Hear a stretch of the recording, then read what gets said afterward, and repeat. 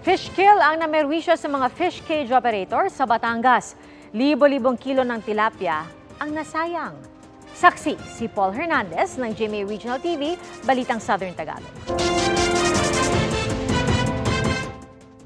Hindi na mapapakinabangan ang halos 21,000 kilo ng tilapia sa Agoncillo, Batangas. Ayon sa Bureau of Fisheries and Aquatic Resources Calabarzon, nangamatay ang mga tilapia dahil umano sa dissolved oxygen sa lawa ng Taal. Prior to that, mainit yung panahon, tapos pagkahapon po or gabi ay biglang buhos ng ulan. So, nagkakaroon din ng pagbabago dun sa dynamic.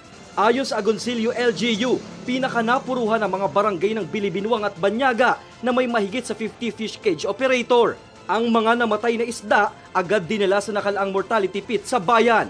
Sinisiguro raw nilang hindi na ito makakarating pa sa palengke para maibenta. Automatic kasi na minomonitor ng aming tanggapan ng aming Agriculture Office at the same time ng aming Environment Office na masigurado na sila ay may isisako na at mailagay na sa aming mortality pit. Pero paglilinaw ng mga otoridad, walang kinalaman sa aktibidad ng Bulkang Taal ang fish kill. Inaalam pa ang kabuang halaga ng danyo sa fish kill. Para sa GMA Regional TV, Balitang Southern Tagalog at GMA Integrated News, ako si Paul Hernandez, ang inyong saksi.